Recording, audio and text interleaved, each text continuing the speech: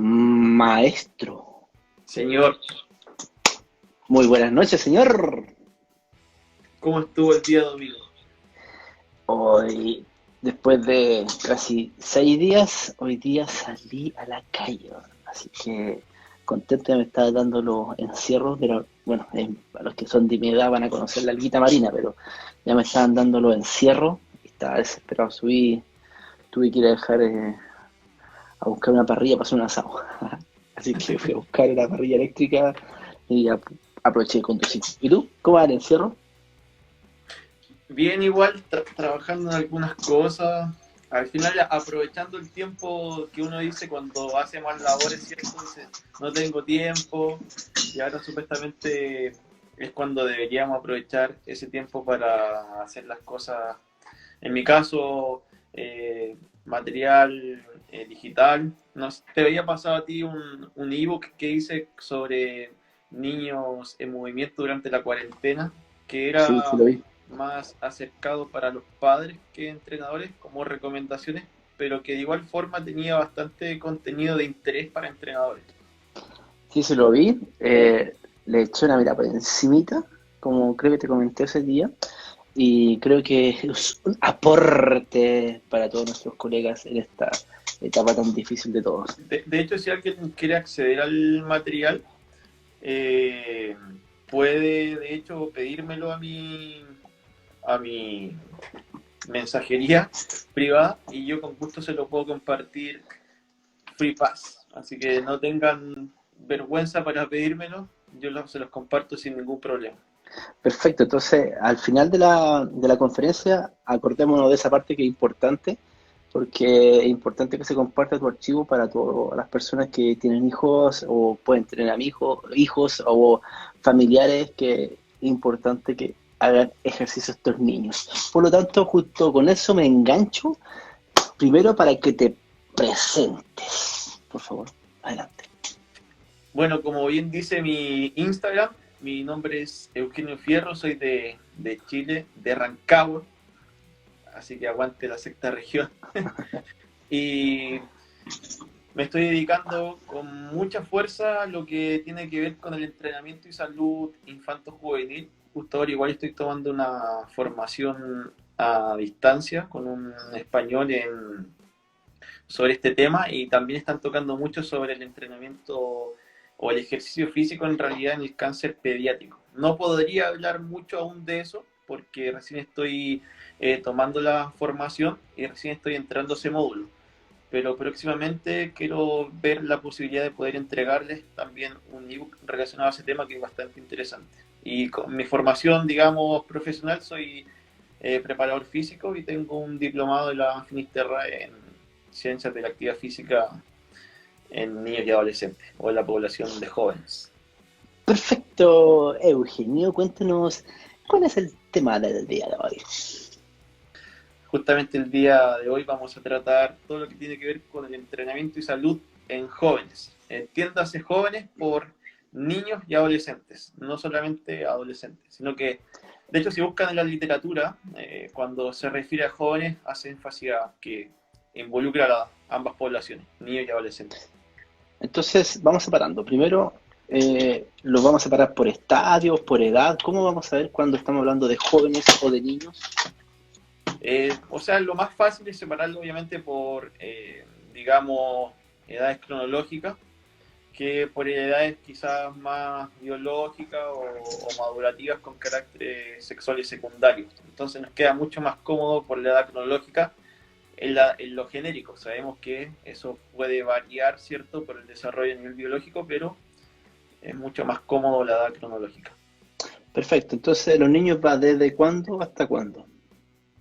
Primero se considera infante, luego niñez y adolescencia, pero de la niñez a la adolescencia generalmente está marcada entre los 12 años aproximadamente, pero como te comento, esta puede variar. Ok, hasta los 12 años. Después de los 12 años en adelante. Ahí ya podríamos considerar como la adolescencia, ¿cierto? Pero va a depender de los caracteres sexuales secundarios, digamos, hay otras medidas también, como lo hablamos una videollamada anterior, el High Peak Velocity, ¿cierto? O están estos también las mediciones de los huesos cortos, entre comillas, puede variar bastante. Ya, entonces, después de eso tenemos que esto va a terminar desde los 12 más o menos, según todas esas características, hasta... Bueno, ahí se considera 17, 18 años, ya después se considera como adulto joven, o ahí va a depender del autor, digamos, también. Ya, ok. Entonces ya tenemos claro separado las edades y vamos a trabajar entonces, por otro lado, lo que no nos convoca. Los niños y sus mitos, los niños y la salud. Y el mito más recurrente es, ¿deben entrenar los niños fuerza? Claro, ese es uno de los mitos que es bastante nombrado, quizás dentro de la hora de los entrenadores y aquellos que están ligados al ejercicio físico puede que esté un poco más aceptado, pero desde mi visión creo que aquellos entrenadores que en un momento dijeron no, no hay que entrenar fuerza, ahora sí hay que entrenar fuerza, siento que es como dice el chileno, donde estamos donde calienta el sol. No, y aquí me refiero con eso porque anteriormente muchos defendían la postura de no entrenar fuerza en niños, simplemente porque se había divulgado de manera irresponsable, ¿cierto?, esa información. Y ahora quizás con distintos posts, quizás que en algún momento alguien vio en mi perfil o bien en el perfil de otra cuenta de divulgación de este ambiente, se quedaron con eso, pero tampoco leyeron más allá el estudio que publicaron y se quedaron con esa infografía, entre comillas. Y en realidad una infografía no representa todo el trabajo que hay detrás de un estudio. Por lo tanto, invito a todos los que están viendo este live a que siempre que vean una publicación que les parezca interesante, vayan más allá de la simple infografía o el simple post que postea ese perfil de divulgación, porque ahí realmente van a poder encontrar todas las aristas en las cuales se enfocó ese estudio y quizás van a ver otras características de mayor interés que quizás no se pueden colocar en esa infografía porque es un cuadrito así. Es un poco más complejo. Vamos con las preguntas, empiezan las preguntas, esto se pone entrete. Vamos bajando, bajando, bajando. Aguante Eugenio, siempre bien. ¿Qué opinas de las fibras negras? Yo no cacho las fibras negras. ¿Qué es una fibra negra? Uy, me pilló ahí, la verdad no. Quizás No tiene otro tengo. nombre y a lo mejor es un nombre popular o no lo. Yo no lo manejo, la verdad. No sé si tú dentro de tu. Nunca había escuchado en mi vida las fibras negras. Sigo más abajo. Niños y niñas. Claro, aquí entonces hablemos de niñez para que nadie se sienta ofendido. Las niñas. Esas son las preguntas hasta el momento. Oye, entonces, por un lado, estamos claros que deben entrenar. Ahora, el punto de vista es la carga lo importante, ¿no es cierto? Claro, o sea, como en todo proceso, ¿cierto? En una iniciación del entrenamiento tenemos que utilizar el principio de individualización. Eso es bastante importante, no solo en la edad de la niñez, ni en la adolescencia, sino que en toda etapa de la vida y en toda situación de la vida siempre tiene que haber algo progresivo. Eh, entonces, a raíz de esto, me gustaría dar mención a uno de los principios del entrenamiento que hace uno de los grandes divulgadores del entrenamiento infantil juvenil, que es Avery Feigenbaum, y él hace énfasis en que él pone el acrónimo de PROCESS, es un acrónimo obviamente en inglés, pero la traducción de español habla sobre que el PROCESS, la P, debe ser progresivo. Eso hace énfasis obviamente en la individualización. Entonces, eso quiere decir que en rangos generales que debemos siempre ir de menos a más, ya sea en la intensidad, en el volumen, en la frecuencia, en la complejidad del movimiento, en el rango de movimiento. En definitiva, tratar de individualizar para ir siempre a más. Luego hace énfasis a la regularidad, que es un concepto que maneja la OMS, donde los niños tienen que realizar como mínimo ciertos 60 minutos de actividad física de moderada a vigorosa intensidad. Entonces eso es bastante importante, que los niños siempre hagan actividad física en esas intensidades, o ejercicio físico, o en definitiva que el movimiento que hagan durante el día tenga intensidad de moderada a alta. Y en realidad no tiene de difícil cumplir con esa norma de modelada vigorosa, porque al final sabemos que los niños adhieren bastante bien a actividades, como lo decíamos la otra vez, en un hit camuflado. Y en realidad esas son las características de los juegos. Luego habla, la O es de overload o de sobrecarga, donde en realidad, claro, tu entrenamiento tiene que ser progresivo, sí, es cierto, y que en realidad produzca una sobrecarga, porque la sobrecarga no va a producir las adaptaciones correspondientes para pasar al siguiente eslabón. Entonces es importante que exista una sobrecarga dentro de el principio, ¿cierto?, de individualización. Luego, dime. Vale, no, dale, dale. Luego hay, esto es uno de los más importantes, que es la creatividad del entrenador, de cómo él plantea la clase, de los materiales que él ocupa y cómo él puede transmitir la clase. Puede tener todos los implementos del mundo, ¿cierto? Puede tener, estar en el mejor gimnasio, pero si en realidad él no sabe transmitir de buena manera la actividad que tiene, lo más probable es que los niños no adhieran de buena manera, y sabemos hoy en día que la adherencia en primera instancia es lo más importante para llegar a la actividad, para romper ese bloque. Por ejemplo, hay una propuesta bastante interesante que me gusta mucho para el entrenamiento infanto-juvenil, que es lo de Animal Motion, donde los niños sabemos que son bastante concretos y no tienen un pensamiento muy abstracto, o el predominio es más concreto que abstracto. Entonces, si yo quiero que el niño trabaje la zona media, por ejemplo, en una plancha, y yo le digo, haz una plancha, él no sabe que el ejercicio, cómo se hace la plancha, pero si yo le digo que se ponga en una posición como está el tigre, etcétera, lo más probable es que sí adopte de una u otra manera la cuadrupedia, ¿cierto? Y es bastante interesante, donde hay mayor imaginación de los niños y puede interactuar de manera más lúdica. Entonces la creatividad no solamente tiene que ser en crear circuitos increíbles, sino que tú puedas transmitir lo increíble de ese circuito en el aula o en la transmisión del contenido de la clase. Luego está lo de enjoy, que es la diversión, ¿cierto? Al final se liga mucho con lo que acabo de decir. Y Process tiene dos S final, que una habla sobre la supervisión, que esto es súper importante, donde se ha visto que hay un estudio donde muestra los deportes, y dentro de esos deportes que incluye está el entrenamiento de sobrecarga y el entrenamiento de levantamiento de pesas o weightlifting. Entonces se ve que, claro, hay esos deportes, que son los más criticados, son los que menos tasa de lesión tienen en comparación a otros deportes como por ejemplo el fútbol, rugby, voleibol, etc. ¿Y por qué se da esto? Que los otros deportes tienen mayor tasa de lesión, es justamente porque yo en esos deportes de contacto no puedo, digamos, tener la manera de poder evitar algún tipo de impacto producto del propio deporte, o sea, es algo fortuito.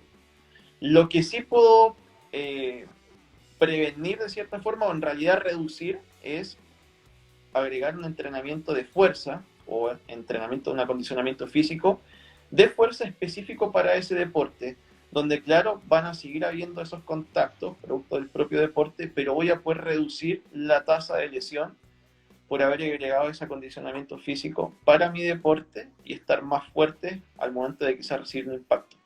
Entonces, cuando nos vamos a la tabla, que yo después les puedo compartir quizás, o me pueden pedir si quieren saber al respecto de esto, claro, aparece que hay una tasa de lesión en aquellos deportes o entrenamientos de sobrecarga y de weightlifting, pero se ha visto que aquellas lesiones que han sucedido ha sido por una falta de supervisión o porque el entrenador no ha puesto la carga coherente para ese niño en cuestión.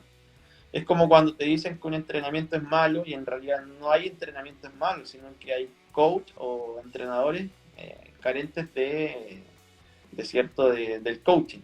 Y la última vez se habla sobre la socialización, donde en realidad, claro, los niños tienen que adoptar roles, quizás donde tienen que adoptar el rol de líder, donde tienen que adoptar el rol de seguir las instrucciones o las directrices del entrenador o del compañerito que está dando, que está adoptando digamos, ese rol de líder. Porque eso obviamente, la idea es que el entrenamiento, el ejercicio físico, no solamente tenga beneficios a nivel biológico, sino que también hoy en día se habla sobre ese modelo biopsicosocial, sino que pueda estar bien en todo sentido y que puedas desarrollar ese componente de tener relación con tus pares. Perfecto, empiezan las preguntas. Aquí J. Wilsonar, ¿verdad? Dice, ¿qué recomiendan para los niños practicar halterofilia o más bien calistenia? Y abajo se continúa porque está enfocado, habla enfocado a la fuerza. ¿Qué recomiendas más? ¿Una halterofilia o una calistenia? Mira, eso habla un poco sobre, es como que si me dedico a esto o me dedico a esto otro, y eso hace énfasis quizá a una especialización deportiva. O así lo veo yo, de la manera en la cual la plantea el chico, que creo que es... J. Mario, J. y tengo algo. un amigo ahí poniéndome en aprieto. Bueno, él quiere que le diga que es calistenia porque él hace calistenia. Pero el tema es el siguiente, en niños se recomienda mucho la diversificación deportiva, porque tiene distintos beneficios en comparación a la especialización deportiva, como por ejemplo la diversificación deportiva me va a dar mayor expertise motriz, mayor riesgo de lesión, tanto a nivel físico como psicológico, voy a tener mayor competencia en la toma de decisiones y en definitiva voy a poder ser más hábil a corto y a mediano y largo plazo en la disciplina en la cual yo me quiera especializar en la adolescencia o incluso en la edad adulta. Sin embargo, hay deportes que me exigen una especialización deportiva a temprana edad, como por ejemplo el patinaje artístico, la gimnasia olímpica, ¿bien? Y ahí podríamos hacer, digamos, una excepción. A raíz de esto, hay un estudio bastante interesante donde habla cómo es el disfrute de aquellos niños que hacen una especialización temprana en un deporte en comparación a aquellos niños que hacen una diversificación deportiva. En ese estudio se incluyó la especialización deportiva en las niñas que hacían gimnasia artística. Y justamente se demostró que esas niñas demostraban, en ese estudio observacional, ¿cierto?, un menor disfrute en comparación a aquellos niños que hacían diversificación deportiva. De hecho, hay una infografía bastante interesante de la Science Sport of Medicine donde habla que, claro, uno puede pensar de que si soy especialista a temprana edad, voy a ser un crack en un futuro y se ha visto que deportistas más exitosos hoy en día son aquellos que han practicado más deportes a temprana edad. Entonces yo, a raíz de esa pregunta, recomendaría que el niño haga lo que a él le gusta, lo que a él le genere mayor adherencia. Si en algún momento te dejó de gustar la calistenia y porque viste en un comercial a Arley Méndez levantando un montón de kilos y después tuviste mayor roce con gente de halterofilia y te empezó a gustar más eso, bueno, que practique esa actividad y en definitiva que pueda, como he dicho, hacer una diversificación deportiva. Acá Manu González nos dice, ¿qué sería más importante como política pública? ¿Que los niños y las niñas practiquen deporte o actividad física en el nivel escolar? Ahí igual hay un alcance porque claro, él quiere hacer Creo que aquí hay, dentro del mundo del movimiento, por decirlo así, podríamos manejar tres conceptos y a ver si tú estás de acuerdo o no con lo que voy a decir, donde actividad física, claro, es todo lo que hacemos en nuestro día a día, de manera no programada. Podríamos hacer, como dice él ahí, también el deporte, o sea, toda actividad que se rija por reglas. Y el último punto sería el ejercicio físico, hacer una actividad que yo vaya de manera programada, como ir al gimnasio, ir Totalmente. al boxing CrossFit, etc. Entonces, claro, yo creo que en realidad lo importante en la niñez es el movimiento, porque si yo voy a jugar con mis amigos a la calle, claro, quizás estoy haciendo una actividad física o un ejercicio físico, pero de manera camuflada. Si en algún momento el niño va a querer hacer algún deporte que se rija por regla y que le genera adherencia y que le guste ir ahí, en realidad ambas propuestas son válidas. No es A y B, sino que lo que más te guste. Aquí Flap Acuña había preguntado por la halterofilia que ya lo habíamos mencionado, que ya no se estancan y es más mito. Aquí es Javier Ade, ¿verdad? Saludos Javier. Hola, soy profesor en colegio. Sabemos que las condiciones son difíciles. 1 a 30. O sea, un docente por 30 alumnos. Sí, es complejo. Sobre todo los 30 saltando así, hiperventilados. Siberiano, que está todas las noches con nosotros aquí. Hola, saludos. Consulta. Un buen test físico para los niños, que a su vez sea agradable para su realización, entre los rangos y entre qué rango se podría aplicar, pues dentro de un programa X realizan un test de 6 minutos. O sea, en realidad, ¿qué test podrías recomendar? Ahora igual, eso por ejemplo, desde mi opinión, claro, podríamos ver distintos test que hay hoy en día, pero el tema es qué pasa si ese test en cuestión no se ajusta a tu población. O sea, en ese Entonces, caso, chico tendría que buscar un, distintos test, ver cuál es el rango de la publicación y cómo está su material y método, y según eso poder seleccionar a qué aplicar, ¿no es cierto? ¿A eso te refieres? claro, ¿y qué es lo que quieres evaluar con ese test? Perfecto. Más abajo dice, ¿a qué edad recomienda la especialización deportiva? Se recomienda en la adolescencia o en realidad cuando el niño tenga la capacidad de poder decidir, aquí quiero seguir, pero en realidad lo que se recomienda es en la adolescencia, luego de haber pasado por una amplia gama de expertise motriz. Sí, aquí hay dos preguntas juntas que van en el mismo enfoque, parecido a lo anterior.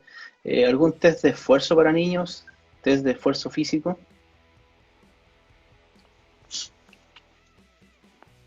Ahí ¿Aló? me llegó atrasado el audio, perdón. Claro, es que como hemos dicho, hay distintos test porque esfuerzo físico, el esfuerzo físico en base a qué capacidad, o sea, podríamos quizás hacer un circuito donde podamos medir un test de fuerza, podríamos medir dentro de ese circuito la estabilidad y entre comillas, o la coordinación y dar un puntaje a nuestro test, pero insisto, al final no nos podemos quedar con un solo test porque tenemos que ver si se ajusta a nuestros materiales, a nuestros entrenados. Creo que es mucho más interesante poder crear de cierta manera un test, ¿cierto? Por ejemplo, esta propuesta del CrossFit genera sus benchmark y ellos pueden ahí de una u otra manera realizar el benchmark y luego volver a evaluarse para distintos movimientos. Entonces creo que también es válido poder generar distintos circuitos o un circuito que tenga una gama de ejercicios y en cada ejercicio desarrollar determinada cualidad física o condición física y otorgar un puntaje. Aquí el entrenador Boris Andrés dice, opinión del test de naveta aún en colegios. Me parece que no es lo más acertado porque no... Bueno, si no mal recuerdo, falleció un niño en este test, ¿no? No lo sé. En Chile. Si alguien aquí está viendo en los comentarios, a ver si nos puede ayudar, que si maneja esa información. Pero yo recuerdo que hace un tiempo, y creo que fue en el Sims, si no me recuerdo, que se hizo en una sola oportunidad, ¿no? No recuerdo, pero lo que yo puedo opinar en relación al test de naveta, si bien lo que hace es meter un esfuerzo ahí donde podemos discutir, de hecho, en un paper que estuvimos discutiendo con un colega, si es anaeróbico, aeróbico, si esos conceptos realmente existen, whatever, pero el trasfondo de esto, lo que principalmente se busca es ver cómo está tu curso en comparación a un promedio, entonces necesitáis ver alguna forma de evaluar, y creo que por eso que medir el CIMSE de educación física, el trasfondo finalmente de poder comparar el estado nacional y tú cómo estás, si sobre la media, bajo la media o en la media. Entonces, si estoy de acuerdo, obviamente no lo estoy de acuerdo, como bien comparto contigo, estimado Eugenio, que hay en realidad a estas edades medirle el esfuerzo físico y justamente con lo que dice el entrenador Boris acá, muchos comen un desayuno deficiente, tienen riesgo de hipoglicemia, e incluso tienen enfermedades crónicas no transmisibles, entonces es un poco más complejo meterle un test de naveta. Mira, Pero hay para... un tema, hay ¿Mm? un estudio que se hizo en Talcahuano, unos chicos que hicieron el EP-Infant. Es un protocolo para medir la intensidad, es una escala de Borg adaptada. Entonces, lo que se hizo, ¿cómo se hizo esa escala de Borg? La idea era comparar la frecuencia cardíaca en relación a la percepción del esfuerzo. En la escala de Borg, pero adaptada, ¿cómo la adaptaron? En vez de colocar del 1 al 10, colocaron unas caritas. Entonces, la idea de colocar las caritas era obviamente que los niños se pudiesen representar en esas caritas. Como dijimos anteriormente, los niños son más concretos que abstractos. Entonces, si yo le pregunto al niño qué tan cansado te sientes de 1 a 10, lo más probable es que no lo va a asociar de la mejor manera. Pero con ese estudio lo que hicieron era ver que los niños se identificaran de mejor manera con las caritas. Entonces, Claro, algunos podríamos discutir que la frecuencia cardíaca no es lo más ideal porque va a depender del estado de estrés, hidratación, etcétera. Pero bueno, me parece que la frecuencia cardíaca es mejor que estar en pelota, como se dice. Entonces lo que se vio era que, claro, tenía bastante correlación la frecuencia cardíaca a lo que ellos habían representado en la manifestación del esfuerzo y se hizo a través del test de Chester o del escalón. Perfecto. Oye, aquí hay otra pregunta. Dice, ¿tomas en cuenta las fases sensibles de las capacidades al momento de entrenarlos? Perdón, ¿cómo? Si tomas en cuenta las fases sensibles de las capacidades al momento de entrenarlos a los niños.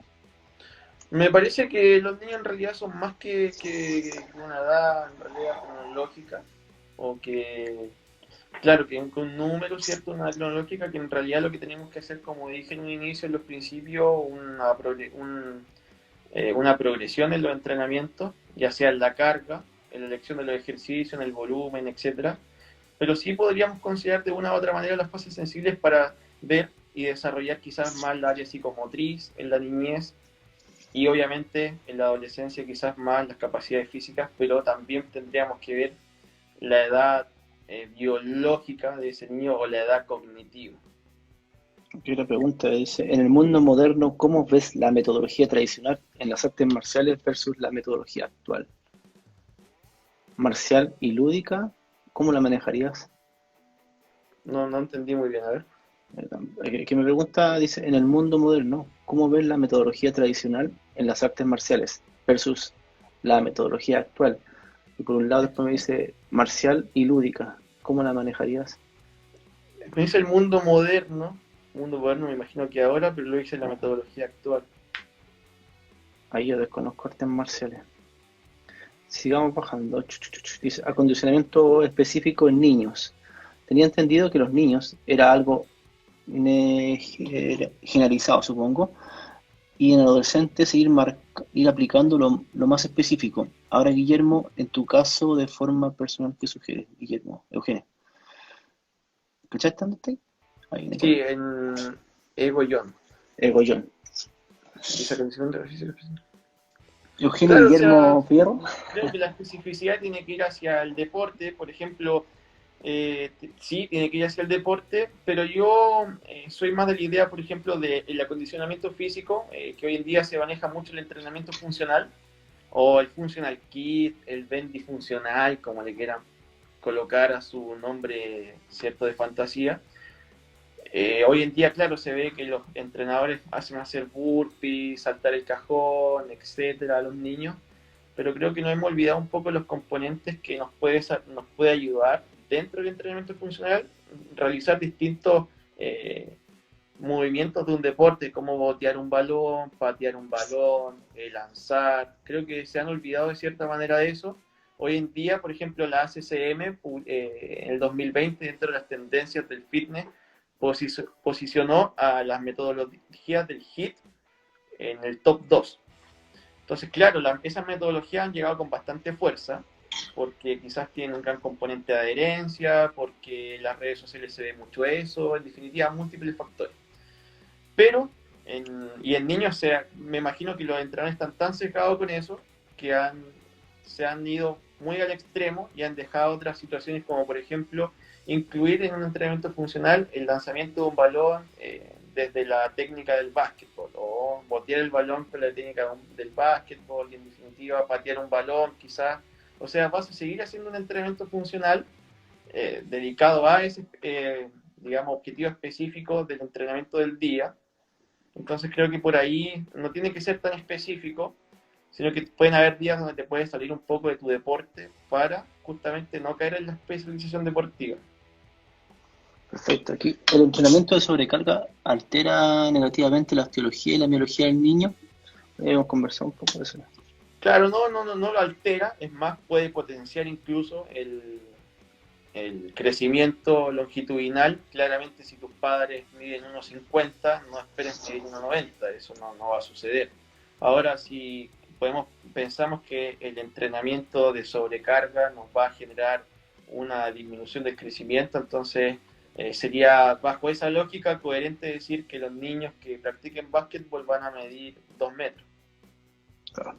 ¿Qué me recomiendas en los niños con necesidades educativas especiales, por ejemplo, autismo?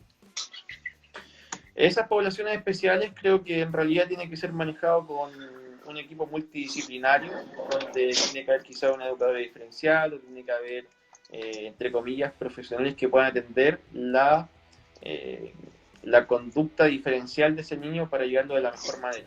A mí me parece donde los entrenadores de repente queríamos abarcar mucho por querer ayudar, pero en realidad necesitamos un equipo multidisciplinario. Y tendríamos que ver cuál es el, digamos, la parte cognitiva donde podríamos ayudar ahí, porque quizás no es lo mismo un niño con un Asperger que un niño quizás que tiene síndrome de Down, entonces ahí podríamos necesitar la ayuda multidisciplinar. Claro. ¿Qué opinas del test de CAFRA? El test de CAFRA. ¿Tú lo has ocupado con tus alumnos? Yo no lo ocupo. Nada, A mí olvídate. no me llama mucho la atención, creo que hay unos más interesantes que eso. Claro, entretenido que, claro, a partir de 5 kilómetros es mucho menos dañino, obviamente, que hacer, no sé, una vez. Pero yo, Pero en realidad, a yo, ver, yo no ¿tú me has dedico a visto cabros algún chicos, niño que entonces, haga o que los niños adhieran a hacer un único patrón de movimiento durante toda esa instancia? Entonces, a ver, a eso voy, cuando queremos medir un test, bueno, pongamos un test, por ejemplo, de CAFRA, que son ¿cuántos? 5 kilómetros, ¿no? no, hombre, no me acuerdo. Pero una distancia prolongada, digamos. Y esa distancia prolongada, lo más probable es que en los niños no haya adherencia. Y si podemos buscar cuántas competencias o actividades en esa modalidad de baja intensidad y un volumen alto, una larga duración, no hay. A lo más puede existir una carrera familiar de 1 kilómetro, pero en realidad es con fines de quizás comunidad, pero en realidad todos los deportes que hay, todas las actividades que adhieren los niños son hoy en día en la metodología de el HIIT o hoy en día está el Spartan Race Kids, pero si te fijas esa carrera de obstáculos también tiene otro componente, el obstáculo, donde te desafía obviamente a hacer otra actividad, sacarte de la carrera. Sí, de hecho ahí Leiva dice, sí, de hecho por eso se suspendió el CIMSE. Y abajo, sí, se suspendió el CIMSE, la verdad. ¿No sería necesario testear físicamente a los chicos para eso? Y Marta Gloria dice que CAFRA es un predictor que aún se usa. Ahí lo desconozco yo, porque como trabajo en colegio, no cacho. Las evaluaciones en los niños deberían ser individuales y progresivas a cada capacidad, no someter a los niños al mismo estímulo, que es lo que estamos conversando, porque todos son diferentes.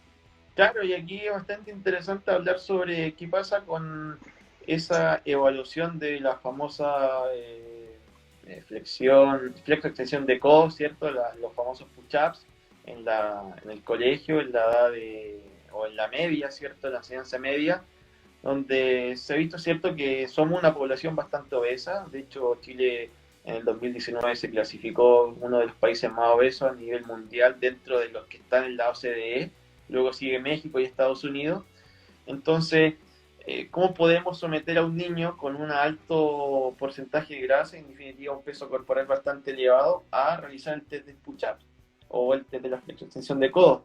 Entonces podría ser mucho más interesante no medir ese ejercicio en concreto, sino que medir quizás el patrón de movimiento, la biomecánica, quizás tumbarse de espalda y empujar un disco o hacer un press de banca, etcétera, o incluso hacer otras mediciones para ver su condición física y volver a reevaluar.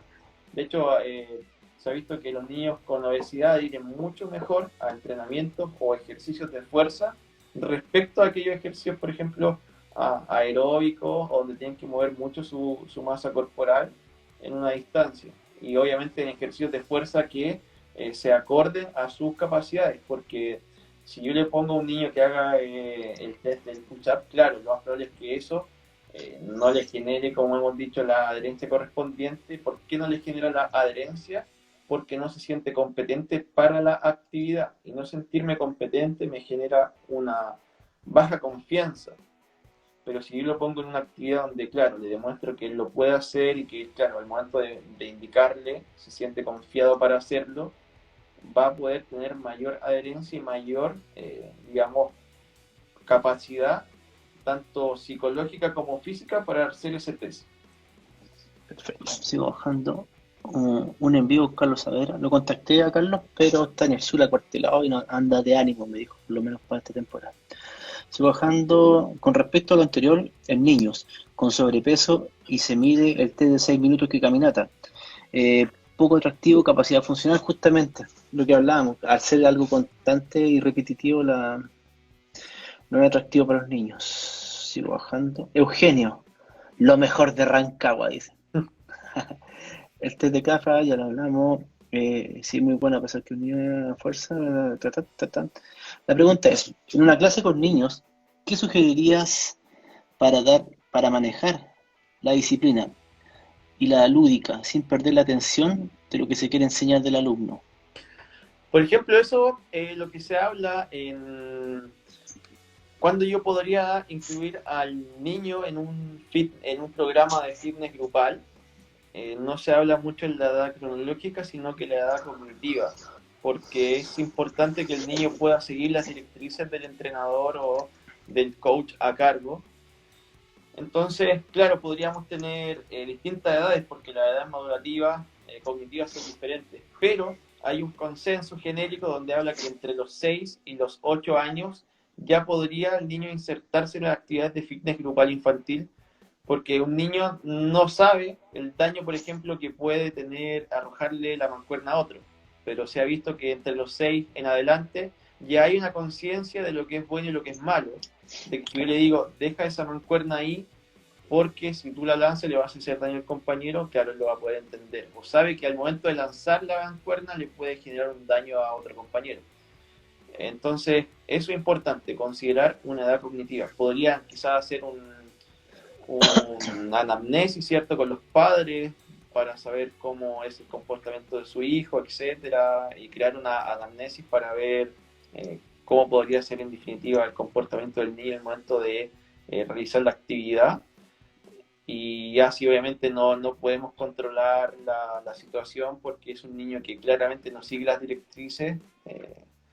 Es mucho más responsable no acceder a tener ese niño en cuestión que tenerlo porque bueno, no por culpa, sino que por esa situación podrías perder quizás 3 niños o generar una accidente. Oye, aquí la Vanessa mandó una pregunta. ¿Los niños tienen más aptitud aeróbica o anaeróbica? En términos clásicos, obviamente. Oh, Ahora la qué pregunta es, preguntaza. ¿tú adhieres a la diferenciación de aeróbico y anaeróbico? Es que hay un paper re bueno, de hecho, Sebastián, estoy esperando que lo suba en Educando Movimiento, va a subir justamente, y la referencia la voy a buscar por mientras aquí en el computador, porque hay que leerse ese paper para poder decir si realmente es aeróbico o anaeróbico. Pero, a ver, ¿qué resumo de ese paper? Lo que plantea es bien cierto, obviamente, que en realidad no debería existir los conceptos aeróbicos y anaeróbicos, pero cambiar esa estrategia a lo actualmente requiere Podría generar varios mucha años. confusión, ¿no?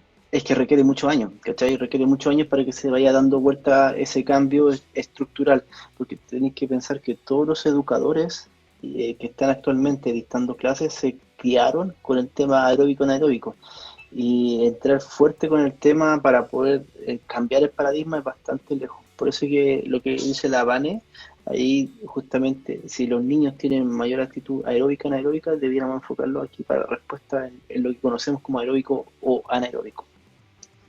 No sé qué opinas tú. ¿Son más anaeróbicos o aeróbicos los niños? Para mí, obviamente, claro, son el tema del aeróbico, no, quizás siempre se ha asociado lo aeróbico como con una actividad continua, ¿cierto? Y de baja intensidad. Y lo anaeróbico se ha asociado más quizás con el protocolo HIIT. No sé si tú estás de acuerdo con eso. Sí, totalmente. Ahora, creo por mi parte que los niños tienen su base aeróbica y son importantes que... Es que al final, como hemos visto en muchos estudios, el HIIT va a generar justamente aumento del Pero no. VO2. Por lo tanto, creo que es fundamental los niños el que hagan ejercicio, que hagan lo que tengan que hacer. Ellos toman la decisión, fue una de las cosas que tú hiciste. Y No, aquellos niños que tienen mayor VO2 max tienen mayor rendimiento a nivel académico o mayor rendimiento cognitivo. Claro, y en realidad es para toda la vida, ¿cachai? Todos los que tienen mejor VO2 máximo rinden mucho más en distintas cosas. Entonces, seguía con mi idea. Si bien el niño tiene que hacer lo que a él le guste, automáticamente se va a sentir más cómodo en una tendencia más a lo anaeróbico o lo aeróbico. Él va a tomar sobre todo la decisión, ya sea por seguir a alguien como modelo o simplemente porque se va a sentir mucho más cómodo recibiendo alguna respuesta anaeróbica o aeróbica. Y ahí es donde viene la discusión que el otro día conversábamos en otro live con Enzo, si genéticamente vienes predispuesto más a lo anaeróbico o lo aeróbico. Entonces, hablar de que el niño, si es más aeróbico o anaeróbico, yo creo que va las actitudes físicas de la mano. O sea, el anaeróbico que tiene constantemente va generando que el aeróbico vaya aumentando. Y eso se vendría siendo lo que hablan por ahí algunos autores de el VO2 de base, que es importante, que se genera justamente durante la niñez y la adultez, entre ese periodo. Por lo tanto la adolescencia vendría siendo uno de los factores fundamentales para generar un aumento de VO2, que se ve extrapolado obviamente después cuando llegan a donde estamos nosotros trabajando, que llega la gente que nunca ha hecho ejercicio con un VO2 28, 30, pasan 6 meses y está con 34, entonces el aumento del VO2 justamente por no haber hecho ejercicio en la infancia, en la adultez y la niñez, la adolescencia, va generando justamente que después cuando quiera entrenar las ganancias sean mínimas. Y eso obviamente va a frustrar a la persona porque por más que quiera trabajar y entrenar, los cambios son tan pocos y eso justamente va de la mano normalmente con la obesidad. Entonces el tipo entrena harto y no pasa nada, come bien y baja muy poco de peso porque netamente lo que tenía que haber entrenado en la infancia, en la niñez, la adultez, etcétera, no lo hizo. Entonces se empieza a frustrar y justamente es una bola de nieve. Por eso creo que el entrenamiento para un niño, ya sea aeróbico o anaeróbico, es clave en la época que estamos viviendo. Ahora, claro, con cuarentena un poco más difícil, pero es importante y creo que es responsabilidad de todos los padres y nosotros, de los educadores, la gente que está viendo acá, que potenciemos ese VO2 que se crea cuando eres niño. No sé si tiene que algo más que aportar ahí usted, maestro, que usted es el gurú de esto. No, bien, claro, importante, por ejemplo, dentro de lo que yo quise hacer con el ebook, que le vuelvo a recordar, el que lo quiere tener me puede escribir, era utilizar un lenguaje lo más aterrizado posible para los padres, porque hay bastantes recomendaciones, por ejemplo, hago un pequeño repaso del índice. ¿Por qué es importante que los niños se muevan en este momento? Claramente es porque hay una reducción, ¿cierto?, del NEAT, que se conoce de la actividad física. La otra vez veíamos que un día, ¿cierto?, había hecho 1200 pasos y generalmente ¿cuánto hace? Está entre 18.000 y 20.000. Hoy día llevo 4.000. Claro, entonces bajaste considerablemente. Otro de los puntos que coloqué en este ebook era qué aspectos se deben considerar para que los niños se muevan de manera saludable, cuánto y a qué intensidad deberían moverse los niños, importa la edad, la intensidad o el tiempo, eh, cómo se ha visto el tiempo frente a una pantalla en estos momentos en tus pequeños, las recomendaciones de sueño según edad, los mitos relacionados al ejercicio físico en niños, la cuarentena y la obesidad infantil, ejercicios para realizar en casa, unos pequeños tips por ahí, recomendaciones generales para que los niños sigan en movimiento en casa, por ejemplo, también podría ser un momento importante donde los niños también obtengan responsabilidades, como por ejemplo si colocar la mesa, lavar quizás lo que ellos ocuparon, hacer su cama, etcétera. O sea, también puede ser un momento importante para adquirir responsabilidades. Eh, también te dejo un ejemplo de programación semanal de entrenamiento o ejercicio físico jugado en casa. También para los que son más estrictos les dejo las fuentes bibliográficas en las cuales basé mi ebook y eso prácticamente. Perfecto. Súper bien, es importante que compartáis ese ebook para que los que nos están siguiendo ¿No? puedan Y tiene compartirlo. bastantes datos interesantes. Por ejemplo, se vio que en el año 1970, bueno, en la década casi del 80, hasta el 2006, la obesidad infantil a nivel mundial aumentó considerablemente. Ahora creo que, si no mal recuerdo, eran 124 millones de niños con obesidad hasta el 2016. Perfecto, sigo bajando. Marcela dice aquí, el IND sigue interviniendo en los colegios con programas de psicomotricidad. ¿Qué opinión tienes?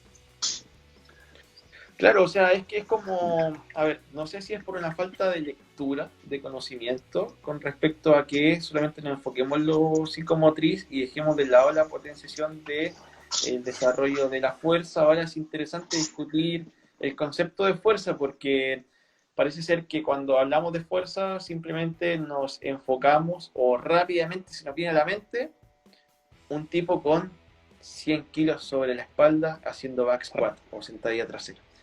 Entonces, si yo te digo que me levanté de la silla ahora y que hice fuerza, lo más probable es que algunos digan, pero ¿cómo? O sea, eso no es fuerza. Para mí fuerza es hacer 3x3 en press de banca.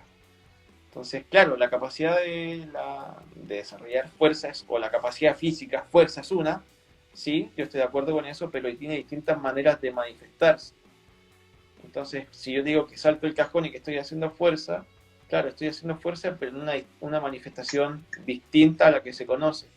Entonces, cuando hablamos sobre el entrenamiento de fuerza en niños, no solamente es cargas máximas, sino que fuerza de resistencia o fuerza explosiva, fuerza elástico-explosiva, eh, fuerza máxima. Entonces, me parece que no solamente deberíamos enfocarnos en la psicomotricidad, que me parece bastante bien, pero también podamos agregar el componente del desarrollo de la fuerza, beneficios de la fuerza, en todas estas manifestaciones que se representa la capacidad física, puede ser mayor sensibilidad insulínica, mejora la capacidad cardíaca, mejora a nivel psicosocial, obviamente mejora la fuerza, mejora la composición corporal, en definitiva tiene múltiples beneficios.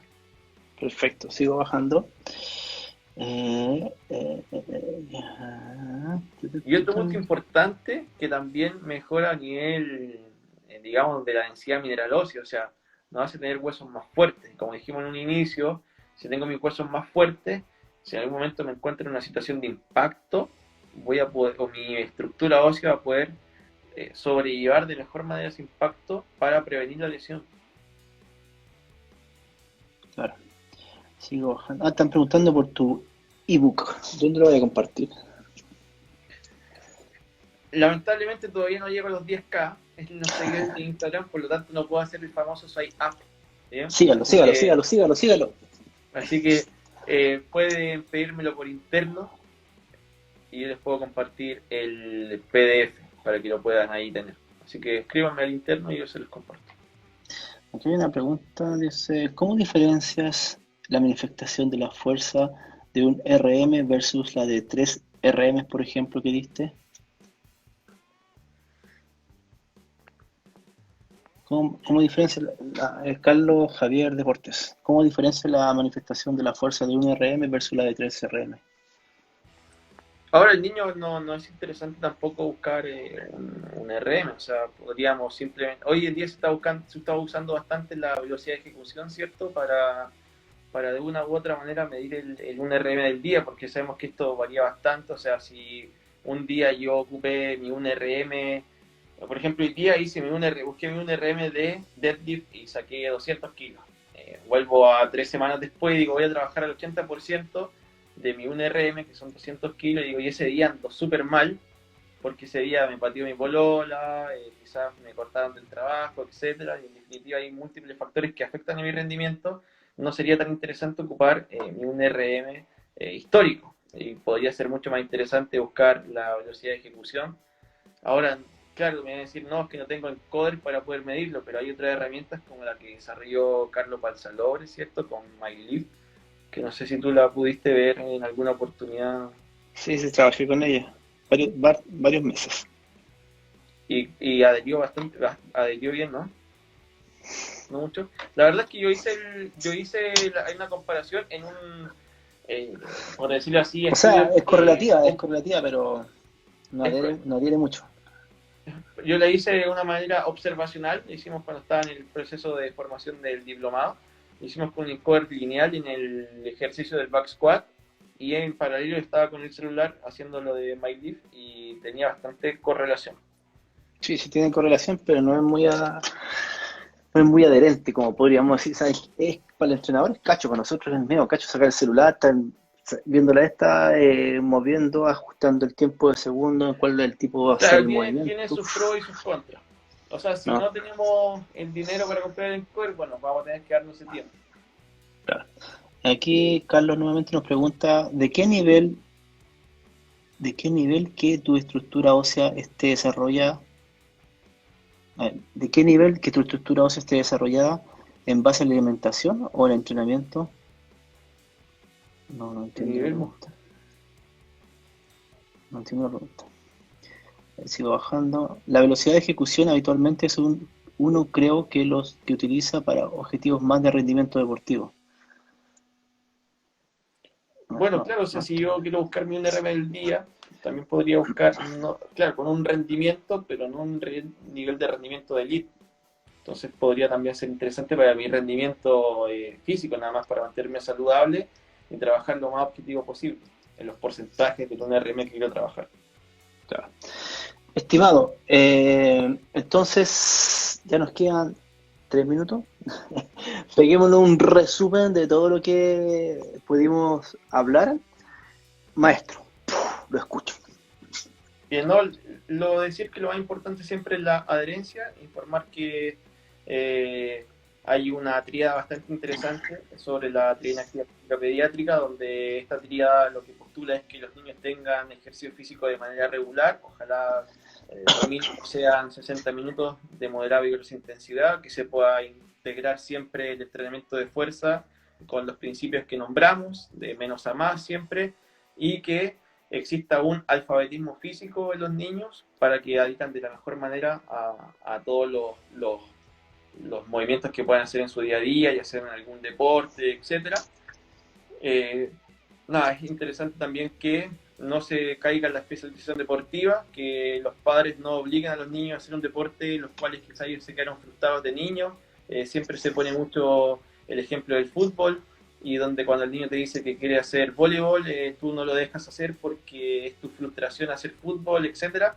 Entonces eso también es interesante, y como entrenador no sobrecargar o no sobreentrenar a los niños, porque eso podría no solamente tener lesiones a nivel física, sino que a nivel psicológica, donde quieran desertar del ejercicio. En un caso personal, cuando yo hacía taekwondo, tuve un sobreentrenamiento en ese deporte, y obviamente dejé de ser niño porque tuve un poco de lado la parte lúdica. Y al tener de lado esa parte lúdica de no jugar con mis amigos en el pasaje, en la calle, etcétera, deserté de la actividad. No quise ir más a ese deporte y estuve un tiempo sin hacer ejercicio. Sin embargo, después me pude volver a reinsertar en otra actividad. Entonces puede ser que algunos no tengan la capacidad de volver a reinsertarse de la mejor manera, y pueda obviamente generar mayores afecciones negativas. Entonces es importante que podamos escuchar a los niños y que siempre vamos de la mano con ellos y no obligarlos a ello. Perfecto. Estimado, deje su Instagram para que lo sigan y llegues a esos 10K que estás buscando para poder compartir la Bueno, ahí información. arriba está mi Instagram, es eugeniofierro.g. Ahí pueden buscar en el feed de Instagram todas las infografías que he hecho y videos al respecto. En realidad esto da para hablar mucho más de una hora y debatir un montón, tratar de abarcar muchos temas. Quizás como digo ahora recién, la triada inactiva física pediátrica la podríamos haber hablado antes, pero antes estábamos hablando de otro tema muy interesante. Sí. Entonces, para hablar sobre esto, claro, se necesita más que una hora, pero como les digo, pueden ir a mi perfil y ahí van a poder encontrar información de variados temas en esta formación infanto-juvenil. Les puedo también dejar una formación gratuita donde hablo un poco sobre los mitos sobre el entrenamiento de fuerza. Si alguien quiere acceder a ese módulo de manera gratuita, son más de 20 minutos de formación. También me pueden pedir el link. La idea es no, obviamente, generar un cobro de esto, sino que obviamente tratar de difundir el contenido que yo tengo de manera gratuita. Si ustedes se quieren seguir formando, obviamente, si quieren acceder, me pueden contactar para que yo les pase el link de ingreso y lo hagan de manera gratuita, al igual que el ebook. Perfecto, son como los españoles que te dicen, por 1 euro compra 20 de esto y empiezan a venderte todos los productos al final. Solo que aquí es todo gratis. Ya, estimado, ha sido un gusto, entonces nos vemos yo creo que en la segunda temporada de estos live. Gracias por estar aquí BTH compartiendo tu información. No, gracias igual a ti, Arturo. Yo siempre te he comentado que es un honor para mí el que tú me hayas contactado, porque mi proceso de formación, de verdad, estudiaba con los videos de Arturo, el famoso, el de la elíptica, entre otros, el que más me acuerdo de la elíptica. Y hoy en día estar hablando contigo en este live es bastante enriquecedor. Así que te agradezco que me hayas contactado, y el componente humano que tú tienes es bastante valorable. Así que un gran profesional, de verdad te admiro un montón. Muchas gracias, Eugenio. Mañana nos vamos con Sebastián Chávez, fracasos como mentor formativo para todos los que quieren emprender en esta área. Nos vemos, chicos. Saludos a todos. Saludos, Eugenio. Nos vemos. Chao.